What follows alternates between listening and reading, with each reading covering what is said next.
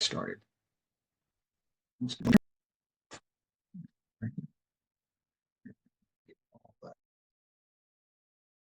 Timing, right? Here we go. Let's give it one more minute. Okay. Okay. Well, it is time to get started. As I say, this is being recorded. So if you haven't missed anything, here we go. So I'm Don Rothenstein, and I work with Terry Lindy and Destiny Management, and I have a background in actually chemical engineering, and then after a career doing consumer electronics, I wanted to go back to school and study, learn about my what had become a hobby and a passion, health and nutrition. And that's what I did. And I earned a degree and got a degree in nutrition education from the Wellness Forum Institute for Health Studies, about a 3.5-year program, pretty comprehensive college level stuff. And since then, I've been teaching kind of as a semi-retired profession, if you will. Okay, so today we have 3 big topics to talk about.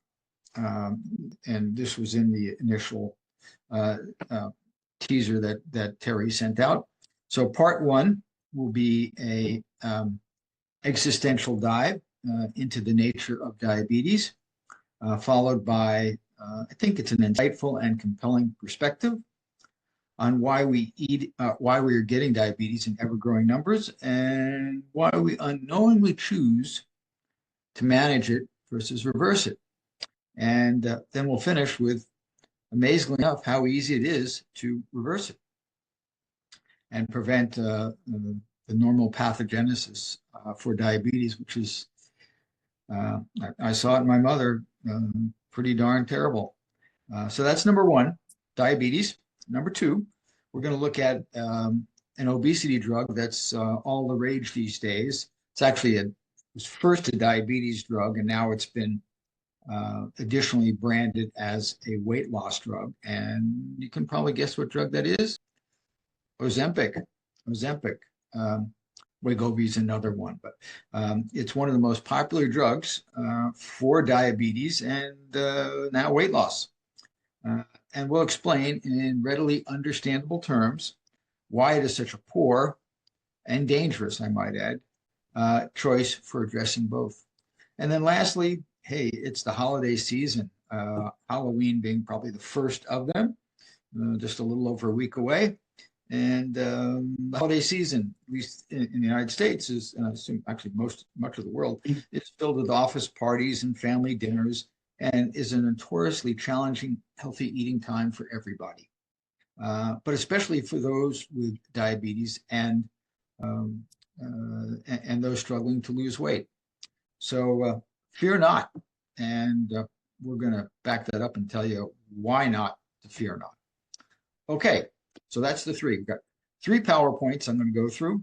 It's about 20 slides. Then it'll be 10 slides and about 19 slides. So we'll go through those, take about 45 minutes to an hour. I've got a few questions that people have written in or commonly ask me. I think I have 4 or 5 of those, and I'll quickly go through those. And then I'll tell you some things that you get for attending. So I guess we'll get started, and feel free if you have questions to speak up. All right, number 1 of 3.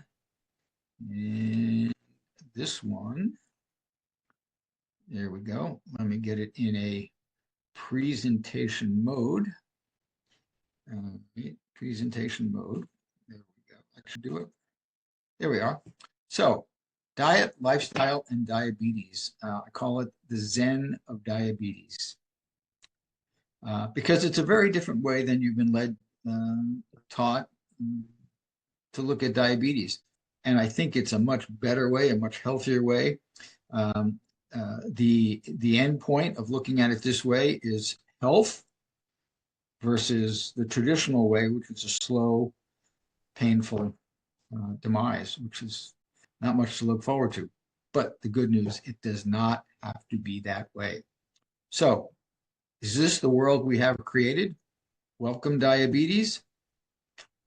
Now, two of my passions going back to my college days when I was a chemical engineering student, I had to take electives, and I took purely by chance, I think, but call it fortuitous, I guess.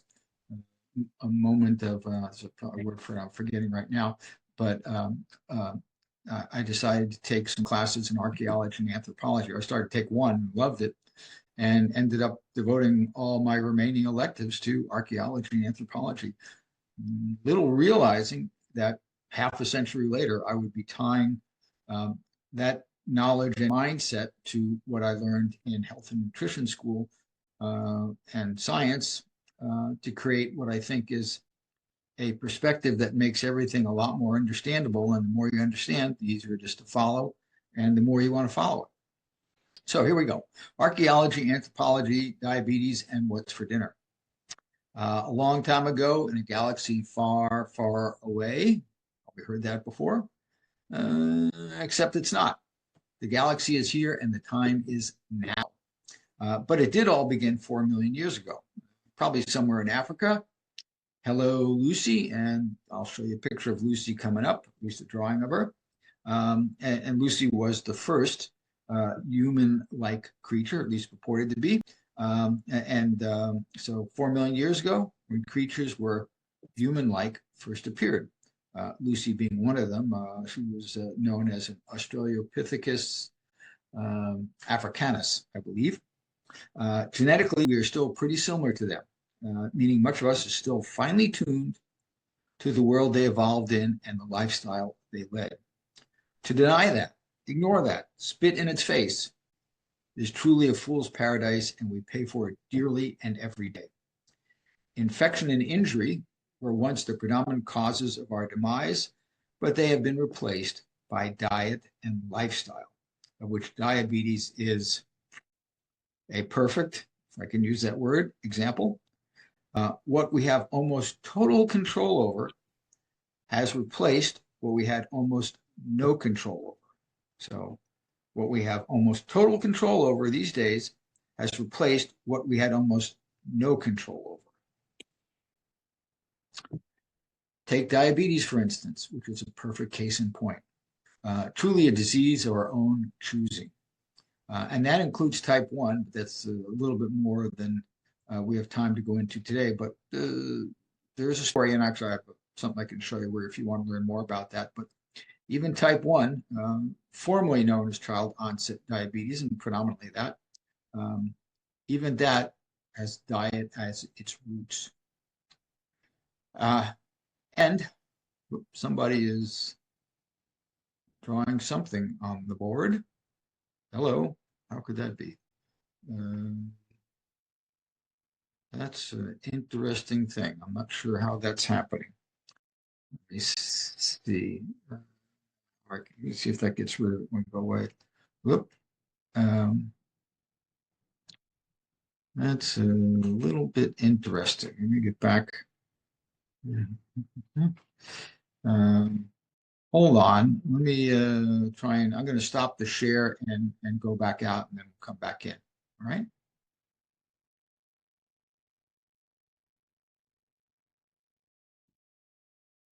To share. There we go. Get presentation mode. There we are. All right. Did that one, did that one. So back at it. And we seem to be choosing it more and more every day. I'm talking about diabetes. Just look at this. The number of Americans with diabetes is projected to double or triple by 2050. Double or triple. As many as 1 in 3 U.S. adults could have diabetes by 2050 if current trends continue, according to the CDC. Industries have been built up and around its management, but the reality is a cure is not that hard to arrange. According to doctors McDougall, Bernard, and Furman, and others, we can readily rid ourselves of it, by and large, simply through changes in our diet. And if that sounds like pie in the sky from out of nowhere miracle, I'll show you why it's none of those. Very logical, very, very logical. So you may remember this scene from one of my favorite movies, classic movie. That's Tim Robbins and Morgan Freeman, The Shawshank Redemption. And here's one of the lines that they say to each other, or said frequently in the movie: "Get busy living, or get busy dying." And here's why. The elegant simplicity, universality, and wisdom in that sentence applies to diabetes as well. You can change your diet and live, or you can manage yourself to death. What got you in is what will get you out, and that is what you choose to eat. And in the words of Dr. McDougall, I'm not going to read all this to you, but I'll read the bolded part. But you can see what the gist of it, the title of his article here is: "Diabetes is easy to cure." Okay, diabetes is easy to cure. Going to the bold part, right here.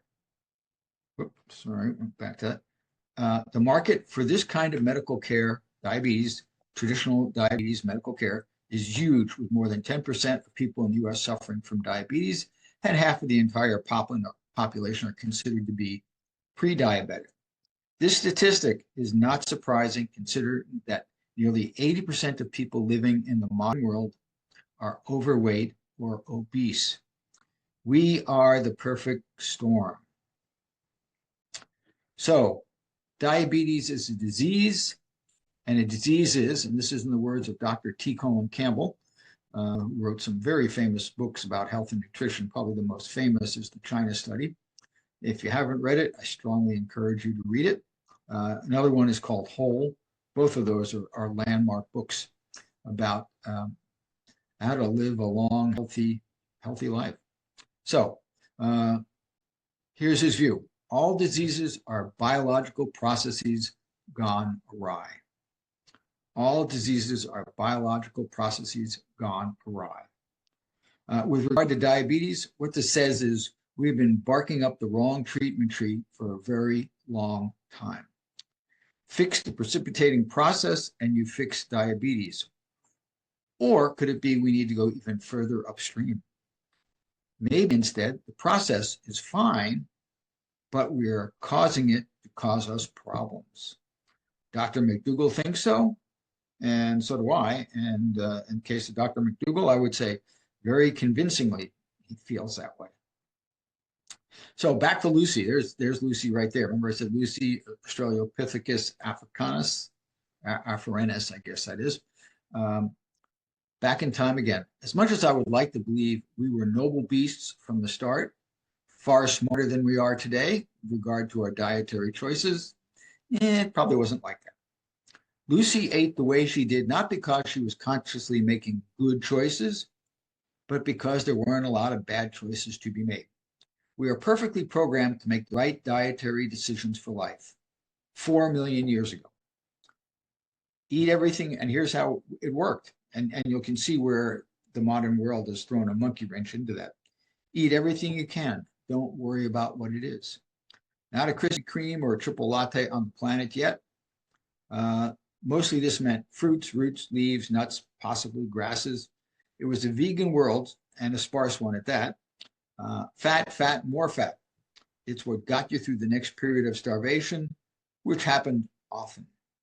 Protein, if you could find enough food, you were fine here. That's a big statement right there. It's very hard to be protein deficient while not starving. If you can get enough food, you can get enough protein. Animal protein, let's be realistic. Much bigger issue was avoiding you becoming somebody's dinner than you making an animal yours. And there's I take you down that story, but we don't have time today to go into it, but it all makes sense. Us against the saber-toothed tiger, we're not going to win that one ever. Dairy, there wasn't any except human breast milk. Temptation, a non-issue.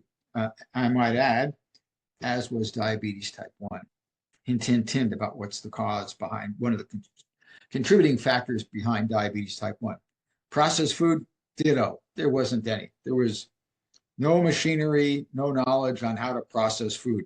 All you could do was eat what you found. On a scale of 0 to 100, sweetness, salt, fat, calories, all foods used to fit within that range. Limiters were not needed. No need for Herculean willpower. Today, those drives are alive and well, still set firmly in the past. For that past, that is, set firmly in the past for the conditions at that time. But today's foods can leave the 0 to 100 scale, which served our ancestors so well, can leave that in the dust. If you could put a number on what is available today, what would it be? 0 to 200, 0 to 300, 0 to 4,000. No wonder we are in big trouble of being big and all the damage that comes with it. Mix yesterday's DNA with today's foods and food supply, and you get today's diabetes epidemic. It's that A to B to C. That's simple. And I might add that inevitable. But we can change that paradigm. And just a note on protein and fat. We are not programmed to deal well with the excess consumption of either, once again, because there was no need. Everything comes with an energy and biochemical need price. If it wasn't necessary for Lucy's survival, generalizing, we didn't have it. We didn't need it. We didn't have it. It was a world of scarcity. Scarcity ruled the day. Not enough of everything we needed. And that has been replaced by too much of everything we need. And in many cases, the wrong stuff. That was the world we evolved in to a world we live in. Very, very different. Scarcity to oversupply. Too much, especially animal protein and fat, was the proverbial non-issue. Just didn't occur. As such, today we are lousy at correcting levels of them when they're too high. We're not good at it. Why? Because we never had to be. Conservation of energy. Protein. It's the same sort of arrangement. We can break it back down into amino acids and excrete it through the kidneys. So this is if we have too much. We can break it down into amino acids. That's what proteins are, collections of amino acids, and excrete them through the kidneys, but only to a very limited degree before we start stressing the mechanisms charged with doing that. That, as one would evolutionarily expect and want, well, we are superb at readily packing that away, and I think few of us would argue with that, with minimal mechanisms for bringing levels down. Why? Because we didn't want to do it. We never had to do it. We never got that much fat. We needed it. We needed it to supply calories when our primary food source, complex carbohydrates or carbohydrates in nature's package, were not available. And various vitamins and minerals, which we take with abandon these days, especially the non-water soluble ones, right? The non-water soluble ones are stored in fat. And once again, we don't have good mechanisms for getting rid of too much fat. So when we have too much fat, we tend to accumulate too much of the non-water soluble vitamins. Which ones are those? Vitamin A, vitamin D, which is actually a hormone, okay? Vitamin E, and vitamin K. Plus iron, I might add, in the minerals category for starters. When they're taken in isolated, concentrated, and massive amounts, in other words, supplements, we're going to end up getting almost inevitably too much for us at the wrong time with the right other substances and not in the right company. So, and sometimes not even in the right form. So it's not a recipe for a healthy process at all. Sweet. My consumer electronics record days, I worked in a record store when I graduated from business school, and this was one of the albums we were selling, Sweet, Level-Headed. Why did I pick that? Here's why. So back to diabetes under the microscope. Is insulin the body's gateway drug? And that Sweet song, Sweet, the group, Their song is called Love is Like Oxygen. Get too much and you get too high, not enough and you want to die. And that's kind of where we're at today with sugar and fat, right? Not enough and we die, too much, we get too high, and oftentimes we die as well. Insulin is charged with not just getting sugar out of the blood and into the cells, but also, as we have learned, fat and protein. So basically, it's the gateway drug, as we said, it's the gateway drug for getting things out of the blood into the fat and muscle cells and liver cells. That's what it does. A brilliant synopsis from Dr. McDougall. Diabetes isn't a disease. It is the body responding perfectly to the situation it is dealt with, namely, too much fat in the cells. It shuts down the border, so to speak. Sugar is then seen in the correct light. An innocent victim in the wake of the body doing the best it can in a situation it was not designed to deal with because it never had to.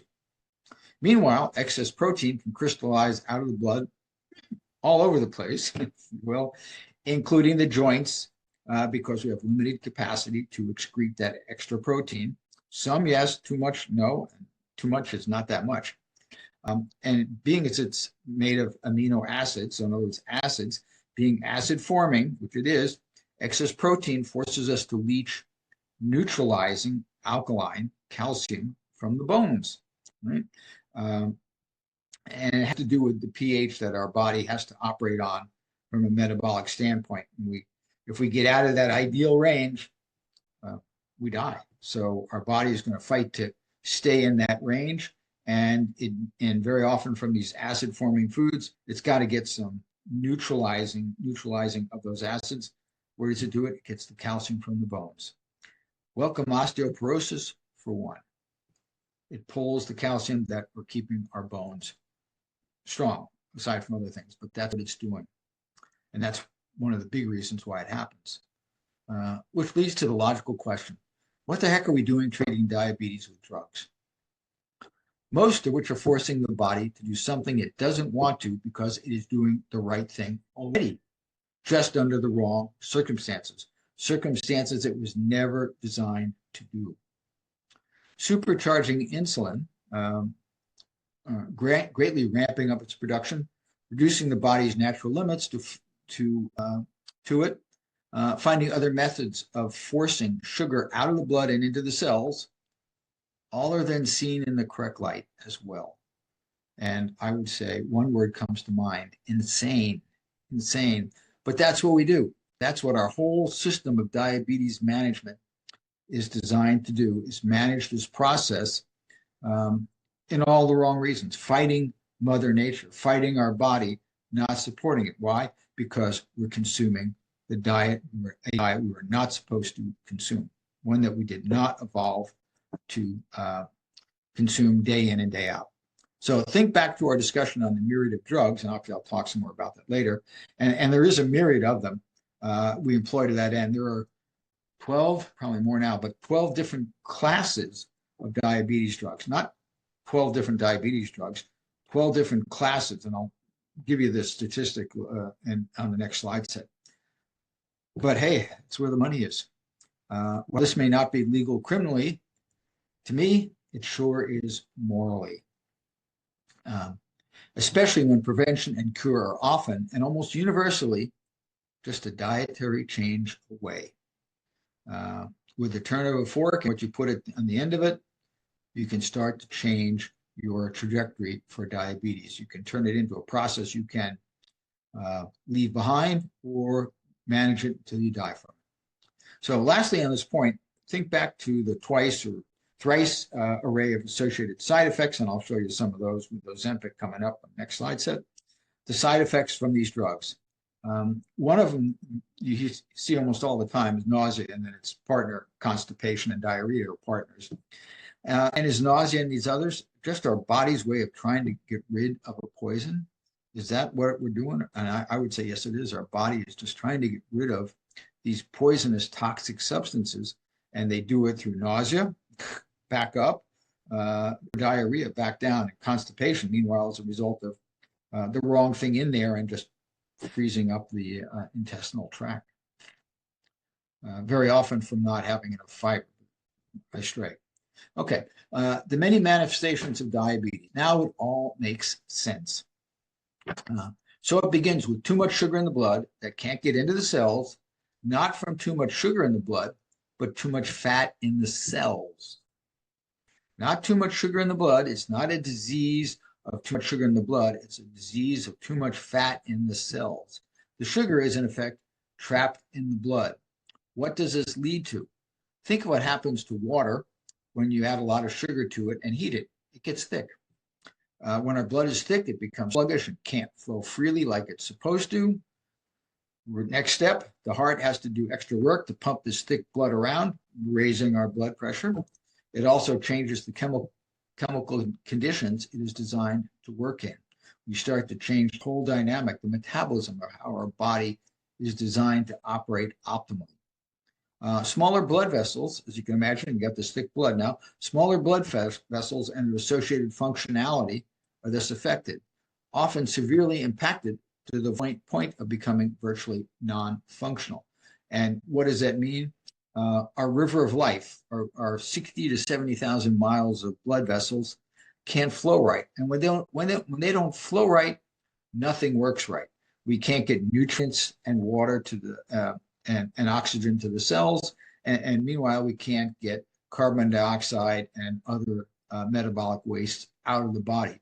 Basically, the whole system kind of goes sluggish and not shuts down, but certainly is severely compromised, and that severely compromises all of our operations. And where are we hit in particular? Well, you got this thick blood that doesn't flow like a river of life like it's supposed to. Well, think of the body's smallest blood vessels, the eyes, and then if you're familiar with diabetes side effects, or you'll see, or symptoms, these things are going to sound very familiar. Now you can kind of get the picture of why. The eyes, think diabetic retinopathy, ultimately leading to blindness. Remember, these are where all the smallest blood vessels in the eyes are, so they're going to in the body, so they're going to be the most compromised. Nerves, neuropathy, loss of feeling or the opposite, extreme pain, especially in the lower extremities, down the road amputation of toes, even whole legs, but really anywhere nerves operate. Kidneys, kidney failure, dialysis, very common end point for diabetes, unfortunately, as well as liver failure and the buildup of toxic waste. But wait, there's more. Extreme thirst as the body attempts to dilute trapped sugar concentrated blood. Frequent urination as the body attempts to excrete the trapped solutes, sugar and protein, leading to the disease's Greek and Latin namesake, diabetes mellitus, in effect, passing through sweet urine. That's what it means. Organ burnout due to overworked organs. We just mentioned a few of them. Heart, blood vessels in general, 60 to 70,000 miles of them. Think stroke and the above mentioned kidneys and liver and heart attacks for that matter. Osteoporosis, as I mentioned before, leaching calcium from the bones to counteract increased acid load due to excess amino acids from proteins and fatty acids from fats in the blood. They are often left out in the cold. Line from my records past again. If the thunder don't get you, then the lightning will. The song called The Wheel from Jerry Garcia's first solo album. So yeah, if one manifestation doesn't get you, another one will, and in all likelihood, they both will, or they all will. In closing, a message from Mother Nature. Diabetes, and there's a picture of Mother Nature, you may recognize her. Diabetes is not your destiny, either before you have it or even once you do. The key is to listen to your mother, not try to outsmart her or ignore her. All right, I'm going to mention that if you do want to get any of these, just let me know. My email's at the beginning, and you'll see it again a few times. These are articles I wrote, weekly articles I wrote on diabetes. So one's on type 1 diabetes. Another one's on called Disease, DNA, and Destiny. And then I do a little take into Freestyle Libre, one of the things, hopefully you don't have it, but many people do, and you may see it on people. It's that little white round thing that sticks, literally not just sticks on, but sticks in to their body, right? Because you got to go under the skin. The Freestyle Libre to help you manage your diabetes. It does nothing to cure your diabetes, nothing at all, but it is a tool of management, not a tool of cure. Okay, that's it. Now, let's take a look at Ozempic. And here it is. I have to look for it. Give me a second. There we go. I got it. Here we go. And I think there's 10 slides on this, so it goes pretty quick. Diary of a diabetes drug. Sorry, I shouldn't say that. Diary of a diabetes drug debut. Ozempic. Put it in presentation mode. Sorry about that. There we go. Okay. December 5th, 2017, the star is born. The FDA approved 46 drugs for prescription status in 2017, so with the year almost over. Ozempic was number 41 out of 46. Year being December. It joined over, here's that number, and I'm sure it's bigger now, over 165 different medications approved to manage, not cure, type 2 diabetes. It joined over 6,000 drugs available by prescription in America. It's an estimate. Nobody seems to know for sure. But that's a good, if not horrible, estimate. You would think we would get more for our money. On a per capita basis, the United States spends 5 times more on prescription drugs than in Europe. And here you go on a chart. You can just see that we're number 64, right? At 79.8 years, and Spain tops the chart at 85.8. Japan is there too. You can see who's there. So not looking so good. Certainly looking terrible for the amount of money we spend. So Ozempic, what it is and its claim to fame. So it is a once weekly non-insulin, it's not insulin, injectable, keyword injectable, prescription medication for the management, not cure, management of type 2 diabetes. Its a chemical name it's a semaglutide. Its molecular formula, I won't read it all to you, but it's got a lot of atoms in it. So it's kind of big and kind of complicated, but that's the stuff. It functions like a hormone, stimulating the release of insulin, which is a hormone, in anticipation of sugar arriving in the intestines following a meal. If it picks up the cues from the stomach correctly, it causes the pancreas to produce the correct amount of insulin needed. Sometimes, as in often, it doesn't. Too much, too little, not quite at the right timing, not knowing, getting the start right, not getting the stop right. It's a bit of a crapshoot on that. Once a week lowers A1C, weight loss, as it's now become such a sweetheart, being known for that, and promises no or actually reduced heart attacks.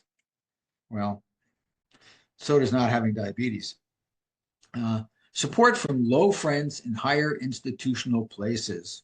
So Chicago State University College of Pharmacy said they were GLP-1, once again, which is what Ozempic is. Listed the side effects as, there we go, nausea, vomiting, and injection site reactions. Other warnings and cautions include pancreatitis and thyroid cell carcinomas. See a lot more complete list in a little while. That sounds pretty frightening. And meanwhile, one has to question if this constitutes a superior treatment for type 2 diabetes, and whether a college of pharmacy is the best place to expect an unbiased prescription drug review. And if this is their idea of superior treatment, maybe it is, but it's not the way to a superior or cure of any sort. Meanwhile, a study out of England drew this dubious positive conclusion on the efficacy of Ozempic and Ozempic-like drugs. The RCTs, which was a randomized controlled trial, usually a pretty good, reliable trial. Not perfect, but pretty good. The RCTs in the present analysis show that all GLP-1 RAs, details, but improved glycemic control, reduce body weight, and increase the risk of adverse gastrointestinal symptoms compared with placebo. Okay, so some good, some bad, but fine print, can't ignore the fine print. Funding information. One of the study people is a clinical research fellow who's got funding from an educational grant from Sanofi Aventis, which you may not know too much in the United States because it's, I think, a European company. Sanofi, and what it is for sure, is the 5th largest pharmaceutical company in the world. So one of the researchers, and this is the best they could come up with, worked for the 5th largest pharmaceutical company in the world. What are the odds they were going to not sugarcoat, use a bad phrase, Ozempic? Now the fun begins. Function-related side effects. To work its magic, also its theme song, Oh, Oh, Oh, It's Magic, which was written by a group called Pilot probably 30 years before the drug ever arrived. I think Ozempic bought the rights to it, or I'm not sure what they did, but now they claim it's theirs, but it came from this group Pilot. I have the album. Ozempic impacts the functioning of 8 different organs, and I'm going to show you a picture of that, and tissues by manipulating, believe it or not, 22 different processes. So that's impressive in a kind of sick way. It is impressive. Some up, some down. Each organ / tissue is in effect being forced to do something it would not actually do to compensate for the impact of diabetes on the body. Everything's responding to an unnatural situation the body was not supposed to have to deal with. The pancreas is made to produce more insulin than it wants, and insulin is a hormone, and hormones are powerful. You don't have more than you need, ever. But now it's being forced to produce more than it normally would, using its best judgment. So meanwhile, the pancreas is made to produce more insulin, bad, the liver less glucose, the kidneys more urine, as we saw, and the stomach to drain slower than it otherwise would. That's one of the ways it reduces weight, is you can't get the food out of the stomach, which isn't so good. That's a lot of stomach acid in there. And that can lead to GERD and other similar related issues that you've heard about. While the end result may be symptomatic relief, it comes at a very high metabolic and long-term price. But drug-induced homeostasis is not the same as naturally occurring homeostasis. So here's 2 equations. Both of them equal 0. One is -1 + 1 = 0. I think we'll all agree that's right. And the other one is 0 = 0. Seems kind of obvious, but true. But they're different. The equation on the left achieves balance by one opposite compensating for the other. Right? You got a problem and we're doing something to try and fix it as best we can. It takes energy to maintain. -1 and 1 takes energy to maintain. It is hard to maintain. This is drug-induced stasis. The one on the right, meanwhile, is Mother Nature. 0 = 0. That's what we want to have happen, for the body to be in sync with the input it's having to deal with. The design and the input are matched. A marriage, if you will, not what we've done to ourselves today. So I won't go into the details, but just show you the complexity of what this stuff does. This is the GLP-1 or GLP-1R agonists. Ozempic is a great example of it. We'd mentioned, I think it was 8 organs. You can see these are the 8 organs in the body that are affected by the stuff. And it's doing all these different things, some up, some down, and all with bizarre, impressive medical design to do it, all designed to manage diabetes. None are designed to cure diabetes. None. This whole thing is all to manage a situation which we should never have to deal with, and don't have to if we fix our diet. And the fun continues. Non-function related side effects. So here's some of the less serious ones. I won't read them all, but some I mentioned earlier, the retinopathy, pancreatitis. What is it? Inflammation of the pancreas. And it sounds terrible, and it is. Kidney problems up into and including kidney failure, nausea, vomiting, stomach pain. Seems like a high price to pay. Diarrhea and constipation also. Can't Can't stop it once it starts, and sometimes you can't start it. Wonderful. Sometimes both. Serious allergic reactions, hives, numbness, belching, heartburn, fast heartbeat, dizziness. Stop me if any of these are things that you don't mind having. And then gallstones. It also has its own black box warning. And black box warnings are mandated, I think, by the FDA, and they're reserved for only some really serious drugs. And they're all serious, but the worst of the worst get a black box warning. Risk of thyroid cell tumors. I won't read the fine print there, but that's real. Ozempic is known to interact in unknown ways with 639 other drugs. And why are these people smiling? I don't know, the commercial's a little older. I think they're probably running different ones now. Look like they're right out of a Broadway play. But these were people in Ozempic ads. Why are these people smiling? Why?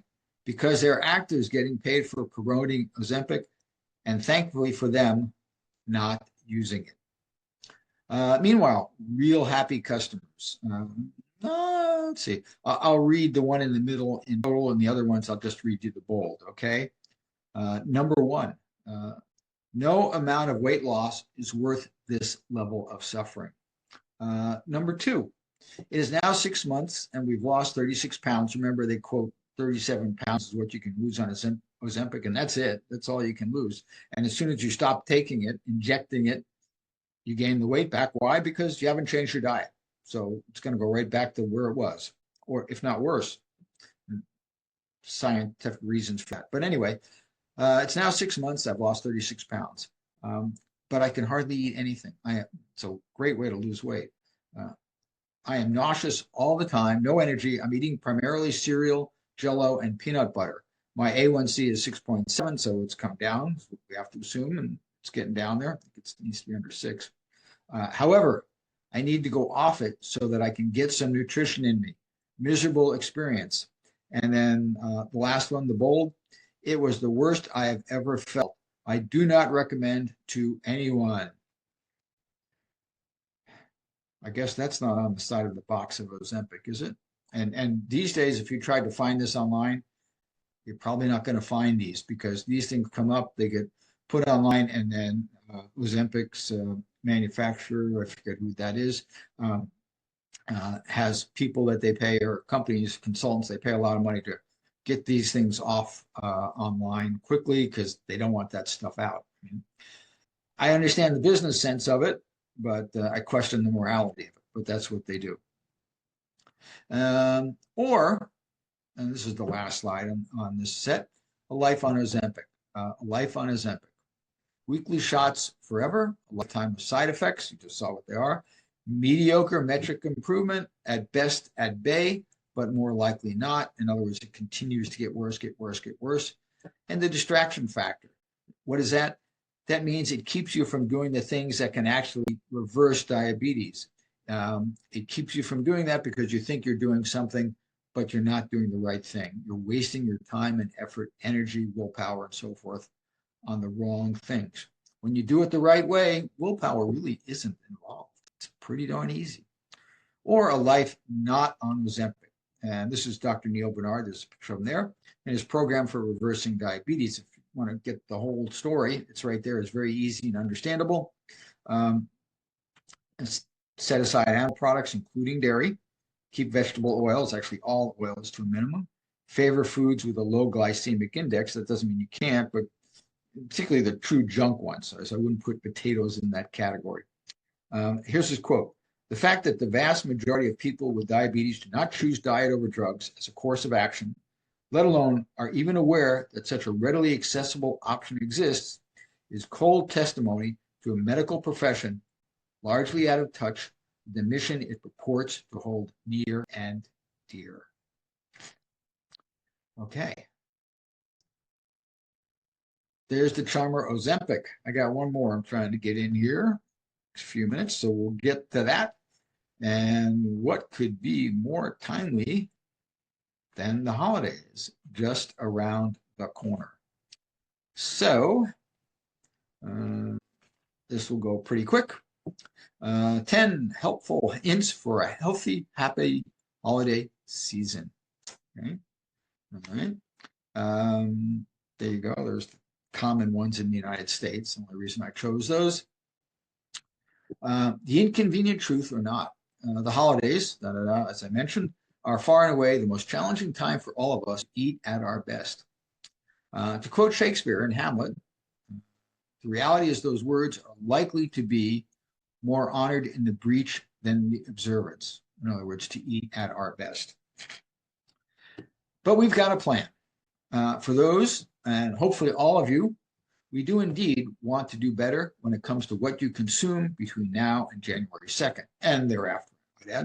We offer up what we believe are some easy to follow, helpful hints for a healthy holiday season.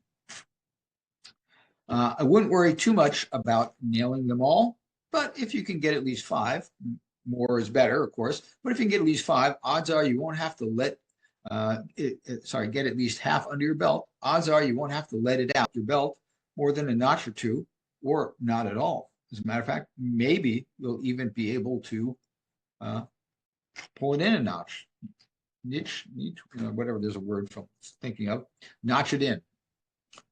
So bring it down versus bring it out. So whole WFPB, a whole food plant-based, that's what that stands for. Underscoring these 10 helpful hints for a healthy and happy holiday season is indeed a WFPB diet. While you do not need to follow it to a T, the closer you can, the better. For the record, a whole food plant-based eating plan does not require 100% vegan adherence to be effective. Okay, 90% or so is close enough, and believe it or not, it is significantly better than a pure vegan diet, as many of them, excuse me, while shunning animal products, are what we call junk food vegan diets. You could literally live on Krispy Kreme donuts and be technically following a vegan diet, but definitely not a whole food plant-based diet. So that's how that can lead you very, very astray. What does a whole food plant-based diet look like? Well, let's take a look on the next slide. This is the school I went to. This is their, and the Institute, the Wellness Forum Health Informed Food Pyramid. Won't get too into the details of it, but this is it. You'll notice up here, no dairy, no oil, more, and then less as you up the pyramid. Water, starches, lots of starches, vegetables, fruit, and then you get into less cereals, breads, minimally processed foods. Hopefully, if you can, whole food or whole grain cereals and breads. Then you get into the higher fat plant foods, which have value, but you got to keep them in minimum, keep them to a reasonable quantity. How do you do that? What is a reasonable quantity? That's everybody's different. But what you can fit in the palm of your hand, no more than that.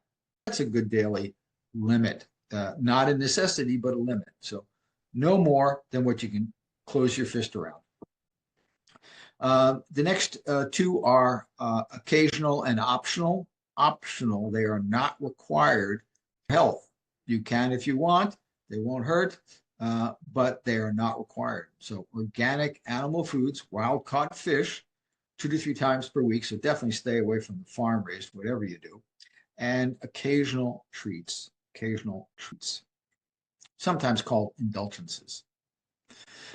So our 10, number 1, visiting friends or family, don't arrive starving. Likewise, don't arrive stuffed. There's nothing like not being able to eat a bite more with a whole evening of food ahead of you and everybody else there. That's not fun, but it doesn't ruin things to take the edge off a ravaging hunger before you arrive in the land of turkey and trimmings. This is even easier to arrange if the party is at your house. It is totally legit to health cheat before the guests arrive. Number 2, bring something you want to eat to the dinner. No host or hostess ever turned down help when it comes to having some extra food around, which usually turns into not extra food. This way you know there's at least one thing or more you can consume and abandon without stuffing fear, both figuratively and literally. Suggestion, make it a satisfying starch. Remember, towards the bottom of the Wellness Forum Health Food Pyramid, starch. Look at all the options. Rice, and people go, starch, what is starch? That doesn't sound like very much choice. Well, it does. Rice, potatoes, sweet potatoes, Okinawa purple sweet potatoes, which you can get at Asian or ethnic food markets. That's what they look like right there. I steam them, and it's usually how they do it. You can cut them however you want. I mean, it's up to you. But Okinawa purple sweet potatoes, very, very healthy. Yams, lentils, corn, peas, beans, winter butternut, acorn, squash, all different styles. Um, Hearty breads, whole grains like quinoa, hummus, without the oil. It's my French, sans the oil. There's lots and lots to choose from. Number 3, pre-alert the host you are on a new, different, alternate diet. That seems to be working for you. You can even use the D word. My doctor recommended I eat or don't eat, fill in the blank, even though you didn't actually have the discussion with them, with the doctor. It's an allowable holiday white lie. Well, if it feels right, you might even ask if they would be able to accommodate your noble effort by, for instance, having a small bowl of mashed potatoes without the butter on top and or on the inside. Number 4, massage the meal. Say what, right? What am I talking about? I guarantee there will be things you can eat that won't sabotage your quest for Q4 nutritional dining excellence. Salads. Here's an example. Salads, naked potatoes, which taste great, by the way, cooked vegetables, rice, and I wouldn't fret at this time of year if it's white. I mean, millions and millions of Asians have been consuming white rice and living a long, healthy, and fruitful life. Is brown rice or wild rice better? Yeah, but white rice, proof is in the pudding, and all of the eons of healthy Asians eating white rice, predominantly white rice, and their issues with their decreasing health. It's not from eating white rice they were doing for eons, but eating other things outside of it. That's eating the Western diet. That's where the problems come from. Anyway, continuing on. Fruit, bread, maybe even with some hummus if you are lucky, or brought some. You get the idea. There are healthy food islands out there in the sea of typically not so good holiday choices. Number 5, pick your poisons. If this be treason, make the most of it. I think one of those was Nathan Hale, or something like that. 2 great quotes saying basically the same thing. If some food indulgences are in your sights, be sure to pick the 1 or 2, not 10, but the 1 or 2 that will give you the most pleasure bang for your food indulgence buck. Number 6, remember, dairy is still dairy and oil is still nothing but liquid fat. Just because it is somewhere between late October and the beginning of January does not change that. Dairy is not Homo sapien food group. And for that matter, by the way, neither is alcohol. Cow's milk is designed for baby cows, to get them to grow from 60 pounds to 600 pounds in 6 months. That's it. That's its sole purpose. Cows don't even drink the stuff. Once they're not baby cows anymore, calves, they don't drink it either. As for oil, every type, even the extra virgin variety, all of it, or all of them, contains a whopping chart-topping 120 calories per tablespoon. Nothing else comes close on the bad scale of packing in the calories without the nutrients and in an unhealthy form that our body was not designed to need or accommodate. Remember, as hard as it is to clean off your dishes, talking about oil, it's kind of the same thing inside your body. It doesn't do good things inside your body, as you can imagine. Number 7, almost fill up on good food options before you go for the dessert tray. It's the holidays, so if you do want the dessert indulge, go ahead, as we've been talking about. At least you will not be making the meal one big indulgence after another that you'll probably regret the next day. If you're going to cake it, before you do, suggestion, get a plate or 2 of fruit first, or sip on some coffee prior to getting up, and of course without the cream and sugar, naturally. No sense leading with your sweet tooth chicken, right? Number 8, don't kill yourself trying to protect yourself. It's okay to binge at this time of year, as we've been saying. Repeat, it's okay. But if you do, don't add insult to injury by layering on a big, nasty guilt trip. Just dietarily dust yourself off the day after, fill in the holiday, and get back on the plan. Your healthy holiday eating should be accomplished by having a plan, not driven by guilt. And on that note, what dietary lines in the sand are you not going to cross, such as no dairy and no fried foods, just to pick a couple? Have your dietary lines in the sand laid out for you before you get into the season, not trying to respond at the moment when smells and sights and sounds are wreaking havoc with your temptation senses and sense of restraint. Number 9, don't assume you are the center of attention. It is natural to believe everyone is watching everything we do every minute, but it's simply not true. We are far more self-conscious than others are conscious of us. If our different dining is of entertainment value to others at all, it is measured in seconds, not the hours we believe it will be. What's on their plate is very quickly going to draw their attention back. These two realizations will give you great health eating power. Bottom line, you can get away with eating health weird much more unnoticed than you might think. Chances are no one will ever know if you only do one small piece of turkey instead of 4, or none, or a bit of stuffing, or none, versus a mountain of it, or go for that sweet potato without the sea of melted butter sitting on top and pouring down the sides. And our number 10. Number 10, probably not the best of time for culinary sermons. Don't try to convert friends, neighbors, relatives, coworkers, and the odd stranger or two to your enlightened eating ways unless they ask for it. Most won't, some may, maybe. A good idea. Keep your voice down if you are in a preaching moment. So if a preaching moment does come your way, don't try to enlighten those seating next to you or next to the person you're talking to. So keep your voice down. Don't try to enlighten those trying to be otherwise unhealthy holiday food occupied. And in conclusion, the holidays can indeed be stressful. I think we'll all agree on that. We tend to put ourselves under a lot of pressure in a very contradictory kind of way to be super happy at this time of year. How's that for driving crazy? Driving all of us crazy. That's tough enough right there.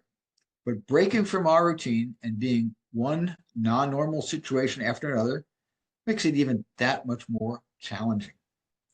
To the degree we can, we try not to use food, unhealthy food, as the drug to get us through it all. Now you have a plan. All right, and that finished up the slide set. I promised you there's some things that Terry's got for you. For attending free, I won't go into all of them, but there's a lot of them. All these things are free for just having gotten through or watched through the slide set, either live or after the fact. A lot of things there, but all those. And let me just go through that. So customized nutrition program, fitness program, consultation, his Final Edge books system, and 3 of those plus the recipe book, download of Conquer Diabetes logbook, and a little different than those is a bag from Healing Hands, providing a high quality artisanal soap and lotion. And then you get this calculator, figuring out how many calories you need. And lastly, you can join the community, the Terry Lindy's Destiny Management community, and engage with others and keep current on fitness and nutrition information. Right? And questions. I think I had a few questions, so I'll just go through those, and then we'll call it a night. Here's a question someone asked. If I don't mind injections once a week, I can handle that. Is there a downside to injecting insulin? Yeah, very basically. It's, as we've seen, it's treating a symptom. It's not addressing a cause. It's not addressing the cause. So expect to be doing it forever until you're not around to do it anymore. Virtually impossible to get it exactly right. That means the right amount, the right time, right duration, right concentration curve, right company, other things in it, right form for you. there is damage, right? There is collateral damage when you don't get all those things right. It's virtually impossible to do that. There is immediate and long-term damage to you when it misses on any of these. Not all of them, but it will miss on all of them. But if you miss on any of them, it's a problem. It's why the disease progresses. Maybe it's slower, but it still progresses. Plus, who likes shots? I don't care how much you think it doesn't bother you. Who likes them? Someone asked, diabetes runs in my family. I'm doomed, right? Not at all. Genetics loads the gun. This is from T. Colin Campbell, I believe, or maybe it's Caldwell Esselstyn, another plant-based doctor. Genetics loads the gun, but diet and lifestyle pulls the trigger. Genes, for the most part, haven't changed in eons. Maybe hair color, maybe skin color, but our basic metabolism hasn't changed in eons. But the disease rate has, and that says it's not genes. Our genes didn't change. What changed is what we're doing to the world around us and the foods we're consuming. That's what changed. Who we are, that hasn't changed. Remember, it's that out of time. It's that we're out of time with what we should be eating to what we're choosing to eat. And someone asked, all carbohydrates, yeah, all carbohydrates are bad and will cause me to gain weight, correct? Well, I'll start off with a famous phrase, all generalizations are false. Carbs in nature's package are fine. In other words, intact with the fiber and all the other things it's packaged with. Carbs in nature's package are fine. Carbs are not very good at weight gain, and there's some very sound chemical reasons, not just science, the overused word these days, but there's some chemical, biological reasons for that, having to do with the nature of how carbohydrates are stored in the body, which is not conducive to survival in our past, which is how we're still designed, right? What gets us to gain weight? Fat is the real weight gain villain. The fat you eat is the fat you wear. That's in the words of John McDougall, and it's a very true statement. From your lips to your hips when it comes to fat. Number 4, we got 2 more. The illusion and delusion of milk math. People don't realize this. You see on nutrition facts labels on all foods and liquids with any sort of calories in it. But it's very deceiving. Unfortunately, probably designed to be deceiving, and that's a whole other moral issue. But what they'll do is they'll list the serving size and calories, and meanwhile, they'll list the weight of the various nutrients. They'll list the weight. So you have calories, a form of energy, naturally being compared with a form of weight, grams. And on top of that, when it comes to milk, they use water in the equation. Water has no weight, has plenty of weight, no calories. So it tends to make things look better than is true. Oat milk, someone wrote in. That's okay. That's okay. Oat milk is good. This is cow's milk I'm talking about here. So good question. Here's what you get, and I won't go through the math with you. Well, one fact you need to know, there are 9 calories per gram of fat. So write that one down, remember that one. 9 calories per gram of fat. Both protein and carbohydrates have 4. So fat has more than double. And if you're keeping track or keeping score, alcohol has 7 calories per gram. So whole milk, it's 50% fat. It's half fat by calories. 2% milk, 2%, that's 35% fat. 1% milk, that's 20% fat. And cheese, it's the winner. It's 70% fat. What makes cheese so appealing? It can't be that it smells like dirty socks, which it does to me, but it's the fact that it's made with a ton of salt and it has addictive substances in it, because that's how Mother Nature didn't leave anything to chance. It's those addictive substances. They're called casomorphins, morphine. It's because of that. Fat-free milk. If you look at the question is, does it have much fat in it? It might have a little bit. It's probably, and I don't have the number off the top of my head, but just look at the nutrition facts label and you can do the comparison with that 9 calories per gram. It's probably in the 10 or less range. But one thing to keep in mind about milk, and I've got a whole PowerPoint on that, it's a subject for another day, is there are a dozen, if not more, things in milk that are not in cow's milk that are not good for human beings. So all you've done by removing the fat is you've allowed more of the things we should not be consuming to be there in bigger percentages. You know, there's nothing we need, no human needs to be drinking milk. It's just filled with bad substances. And if you remove one, like lactose, for instance, or the fat, there's more other bad ones. There's just, unfortunately, nothing good in them. And by the way, just check me out on this. There's no other species on the planet on its own accord, our pets being an exception, that consumes the milk of another species, one. And two, there is no species on the planet that consumes milk after what's the word? Not the gestation, but after they're done weaning. After weaning, there's no species after weaning that consumes milk. Right? Horses don't drink mother horse's milk. No other species, just humans. Cheese, a lot of salt, and a lot of these addictive, naturally addictive substances to get the baby to go back to the mother's breast, whatever species it is. It's all very cleverly designed. Don't leave things up to chance. Mother Nature is very, very smart. But for a world that doesn't exist today, but you can still live in that world.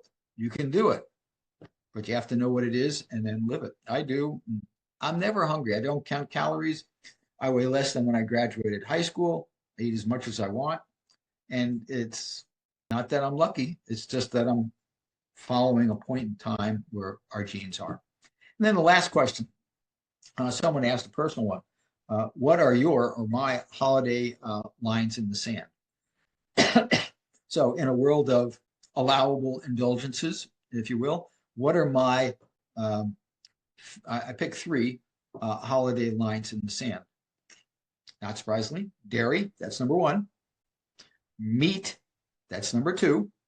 And 3, and there's a lesson in here as well, minimize oil. Minimize oil. So I always aim for perfection, but accept the fact that I'm not going to hit it. So I'm going to accept less. I'm going to accept the fact that if I'm eating anywhere out in the world or at somebody else's house, I'm probably going to get some oil, but I'm going to go through everything I can to minimize it. But given that realization, I'm not going to beat myself up if a little bit of oil comes my way. I can deal with it, but I always aim for perfection. And then part and parcel of that, what is my potential indulgence? Dark chocolate. Specifically, it's got to be 85% or more dark chocolate. Dark chocolate doesn't have any milk in it, no dairy.